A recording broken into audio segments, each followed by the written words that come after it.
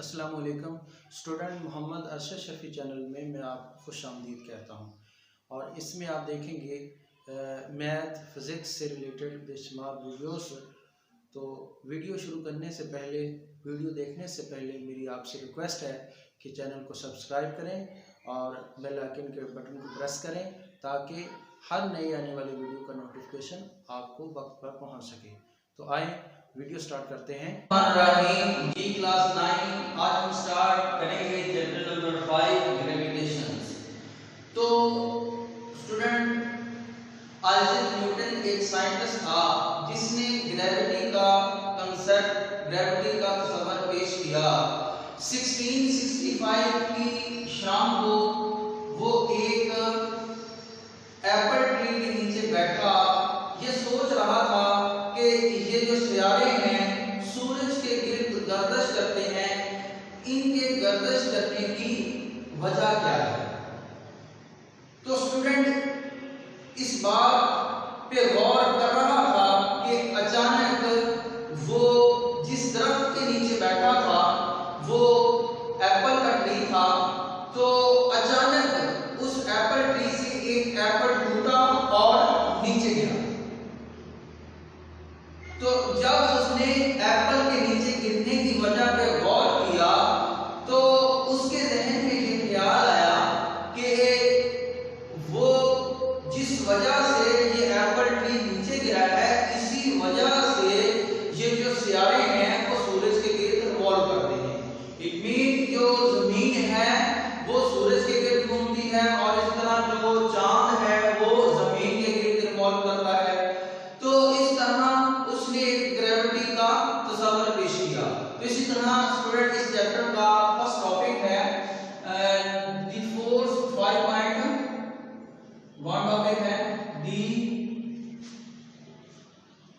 Force of gravitation. तो student Newton ने अपने मुशाहदात की बुनियाद पर यह तस्वर पेश किया कि वो फोर्स जिस वजह से एप्पल जमीन पे गिरा है इसी वजह से जमीन जो है वो सूरज के गिर्द घूमती है, चांद जमीन के गिर्द घूमता है। तो इस तरह उसने मजीद ये नतीजा निकाला, नतीजा आकस किया कि इस कायनात में तमाम पाए जाने वाले इंसान एक दूसरे को अट्रैक्ट करते हैं, कशिश करते हैं। जो जिस फोर्स से वो एक दूसरे को अट्रैक्ट करते हैं उसी को फोर्स ऑफ ग्रेविटेशन बोलते हैं या फोर्स ऑफ ग्रेविटी बोलते हैं। तो स्टूडेंट इसी तरह उसने मजीद लॉ पेश किया, लॉ ऑफ ग्रेविटेशन। तो अब हम आते हैं लॉ ऑफ ग्रेविटेशन की तरफ कि लॉ ऑफ ग्रेविटेशन क्या है। लॉ ऑफ ग्रेविटेशन उसने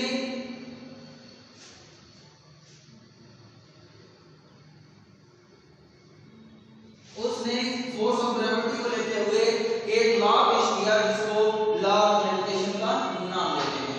तो स्टूडेंट लॉ ऑफ ग्रेविटेशन के मुताबिक every body in the universe, कायनात में हर जिस्म attract every other body with a force which is directly proportional to the product of their masses।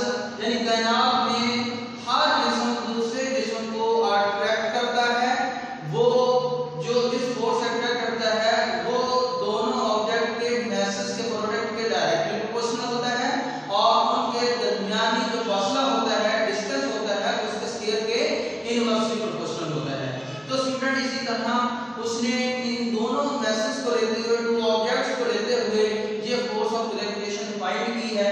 तो वो भी हम फाइंड करते हैं, लेकिन थोड़ा सा ऊपर वाला जो टॉपिक है उसको हम रीड कर लेते हैं। हम आते हैं पेज नंबर 107 की तरफ। तो इसमें लिखा हुआ है student the first man who came up with the idea of gravity was Isaac Newton. Isaac Newton वो पहला शख्स था जिसने ग्रेविटी का तस्वर पेश किया। It was an evening of 1665 की शाम थी when he was trying to solve the mystery why planet revolve around the sun। वो इस बारे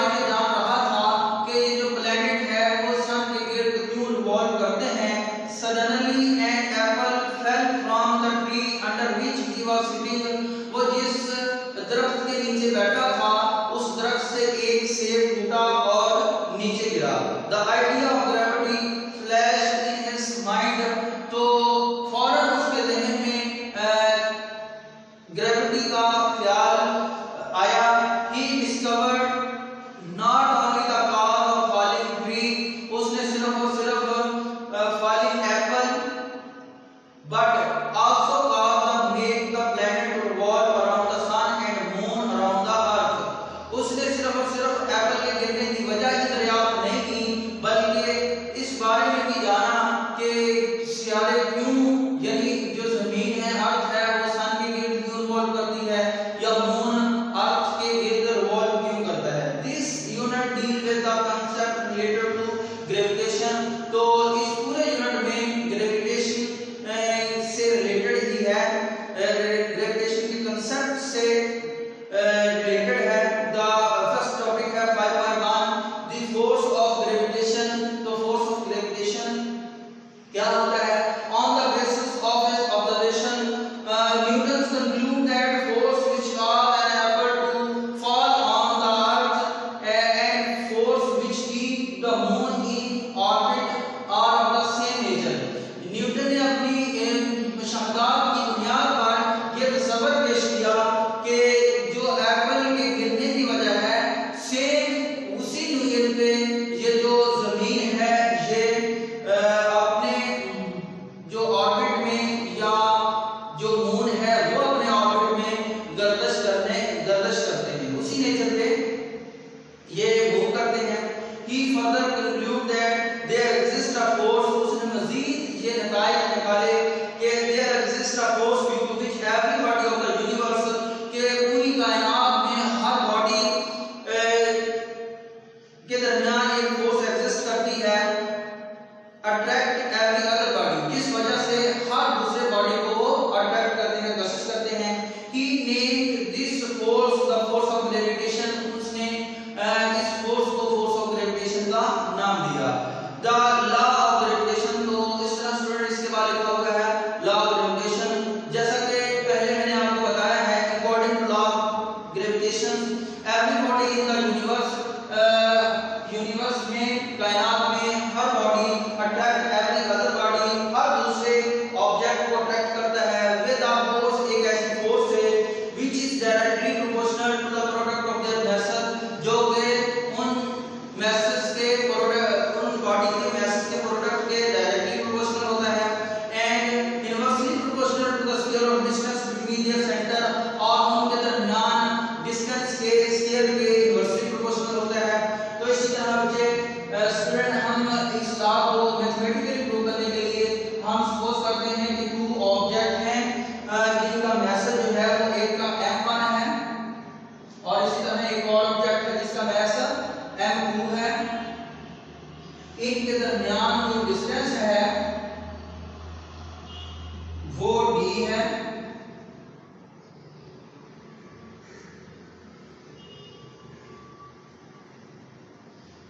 सेंटर से जो डिस्टेंस है वो d है, और ये दोनों जो मैसेज हैं वो एक दूसरे को अट्रैक्ट करते हैं,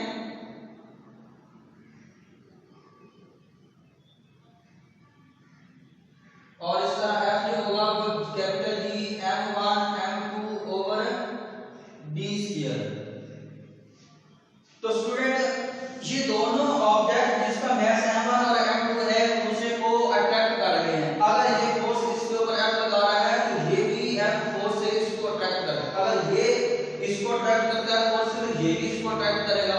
अब दोनों जो हैं वो इक्वल फोर्सेस हैं F हैं, लेकिन डायरेक्शन इनकी ऑपोजिट है, इसलिए नेगेटिव का साइन हमने यूज किया है। तो स्टूडेंट इसी तरह आप एक्सप्लेनेशन में लिखेंगे, फार्मूला ड्राइव करने के लिए डेफिनेशन पहले लिखी हुई है, और उसके बाद लिखेंगे consider two bodies of mass m1 and m2, two bodies हैं जिनके मास m1 है और m2 है। The distance between the centre of masses is d as shown in figure 5.1, जैसा कि 5.1 में दिखाया हुआ है कि d जो है उनके सेंटर से डिस्टेंस है। According to law of gravitation के मुताबिक the gravitation force of attraction F with which the two masses m1 and m2 are separated by distance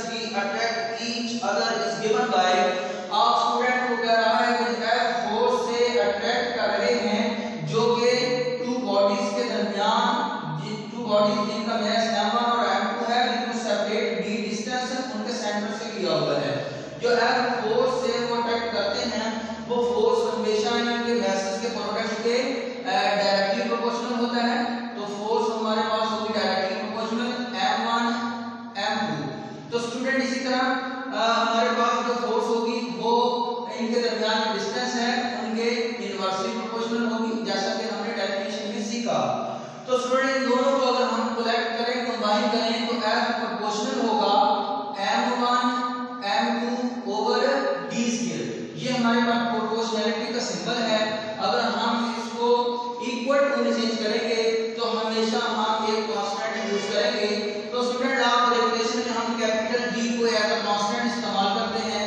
तो F equal to capital D m1 m2 over d square. तो ये हमारे पास final form बनी है force of gravitation या law of gravitation में force की। तो इस इक्वेशन का नाम 5.1 रख दिया है। तो स्टूडेंट लिखा हुआ है हियर कैपिटल G का प्रोपोर्शनैलिटी कांस्टेंट। कैपिटल G क्या है हमारे पास? प्रोपोर्शनैलिटी कांस्टेंट है।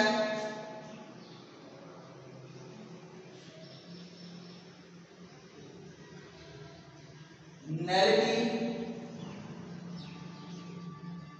कांस्टेंट G क्या है? कैपिटल G प्रोपोर्शनैलिटी कांस्टेंट है। तो it is called universal constant of gravitation. इसको हम यूनिवर्सल कांस्टेंट ऑफ ग्रेविटेशन भी बोलते हैं। It's value same everywhere. तो इस कांस्टेंट की वैल्यू हर जगह पे सेम होती है। एक ऐसा यूनिट में इट्स वैल्यू इज 60। तो इसकी वैल्यू क्या होती है हमारे पास कैपिटल G की? 6.673 मल्टीप्लाई 10 की पावर -3 न्यूटन मीटर स्क्वायर पर केजी स्क्वायर। तो ये स्टूडेंट इसकी वैल्यू होती है जो कि हर जगह -11 6.673 मल्टीप्लाई 10 की पावर -11 न्यूटन मीटर स्क्वायर पर केजी स्क्वायर। तो due to small value of G की स्मॉल वैल्यू की वजह से the gravitational force of attraction between object around us is very small and we do not feel. तो student ये बता रहा है कि हमारे इर्द-गिर्द मुख्तलिफ ऑब्जेक्ट पड़े हुए हैं कि अगर लॉ ऑफ ग्रेविटेशन को देखें तो ये तमाम ऑब्जेक्ट को एक दूसरे के साथ अट्रैक्ट करना चाहिए। अब ये अट्रैक्शन क्यों हम फील नहीं करते? तो वो बता रहा है कि इसमें कैपिटल G की वैल्यू जो है वो बहुत कम है। इंतहाई कम होने की वजह से ये जो हमारे इर्द-गिर्द पड़े हुए जो मुख्तलिफ अजसाम नजर आ रहे हैं इनके दरमियान में जो कशिश की फोर्स है वो इंतहाई कम होती है, जिसकी वजह से हम इसको फील नहीं करते। Since mass of earth is very large